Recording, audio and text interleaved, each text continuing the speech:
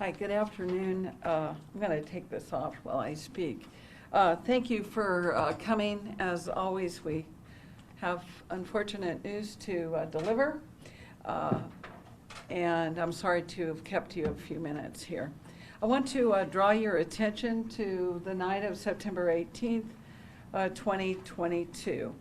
And again, I say this when we meet every single time. These facts are unfolding. These are this is a dynamic situation.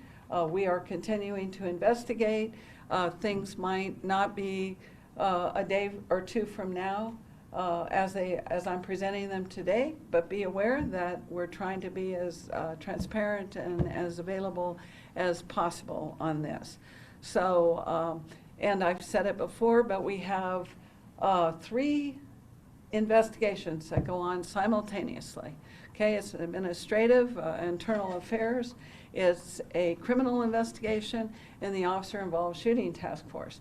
Those happen at once. As to when and how fast one proceeds over the others, it depends on the circumstances. But just know that the minute these things occur, 3 investigations simultaneously begin to take place with different individuals involved in each of these roles.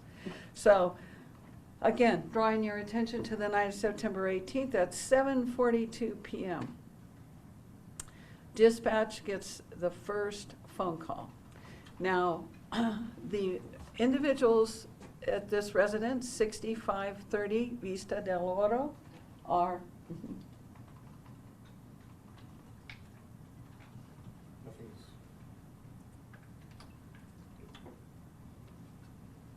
this is where it is, 6530 Vista del Oro.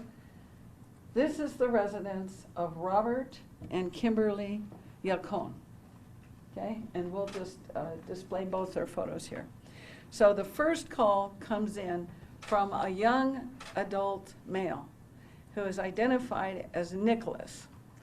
And Nicholas, we learn later, is Mr. Yacone's biological son.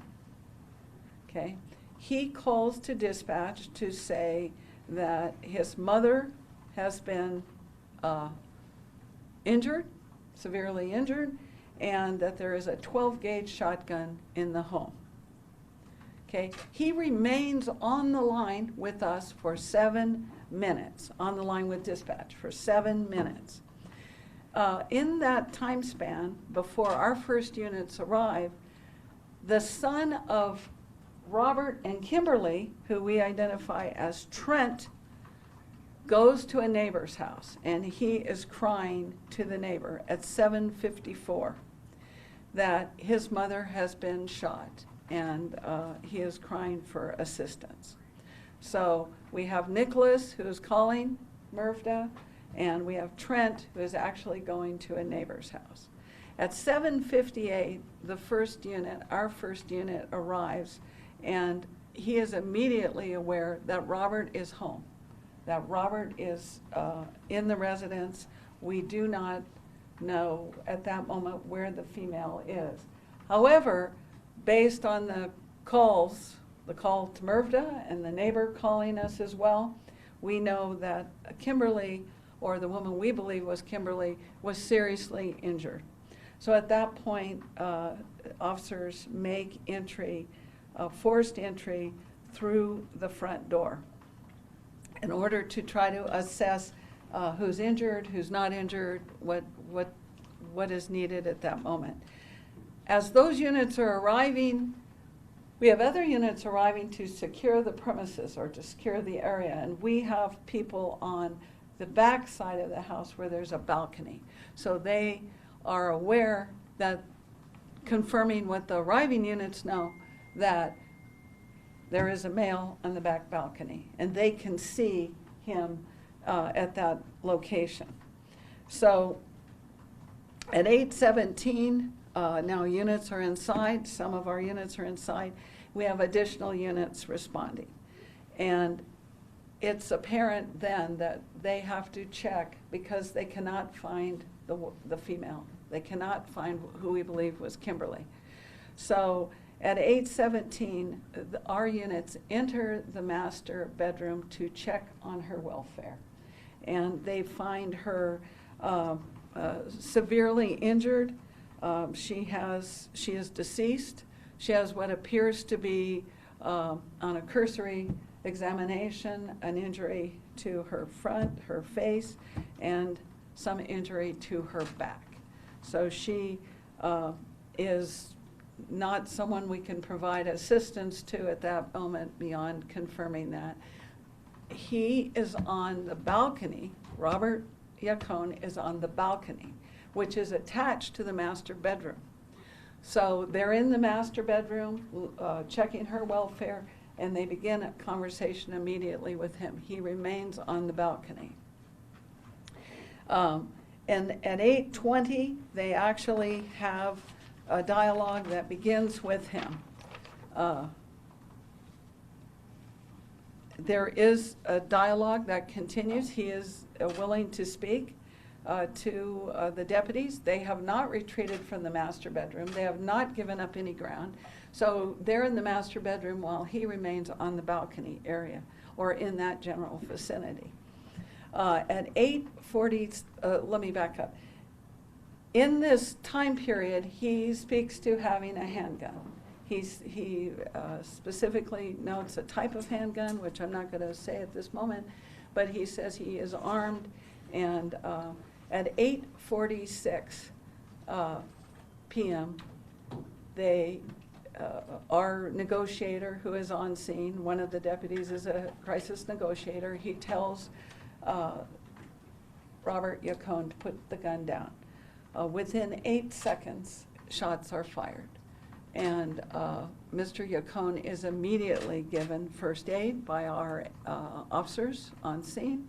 We did, as is normal in these instances, have fire and ambulance standing by, so they were very close to this particular location, and they were there within a very short time to assist. He was transported to an area hospital. He remains hospitalized today. And I want to point out that by this afternoon, you will be able to see that a criminal complaint has been filed with the court. This was with the approval of the district attorney. They were involved very early on in this investigation. And the complaint will note first-degree murder, willful and deliberate, and a felon with a firearm. So he's being charged with those two particular charges. It will be filed probably within about an hour, so it'll be available to you all through the court. He remains hospitalized. He is expected to survive his injury, and he is currently under 24-hour guard. I want to just add a couple things about the background a little bit, because I know that in some of the comments it's come up, or some of the things I've been asked. Yes, we did respond to the residents since January of 2022. Not all of them have to do with domestic disputes. In fact, out of those about 18 calls, 17, 18 calls, only 2 are regarding domestic disturbance. The other ones regarding an animal complaint. There is thought to be prowlers on the property or around the property. There was some civil process served, etc. So realize that, yes, we have certainly responded, but it hasn't always been about domestic disputes. The other thing that has been asked is Kimberly certainly was concerned enough that over this last year she filed 4 restraining orders. The outcome of those restraining orders, you need to research yourselves. It is public record, and I just want to point out that there's a process with restraining order obtaining. you get one temporarily for a few days, 10 days, I believe, and then if it's so deemed that it's needed to be extended, there's another hearing and there's an extension.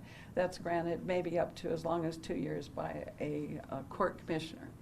So just know that there is a process, and we had these 4 that we knew of for this year.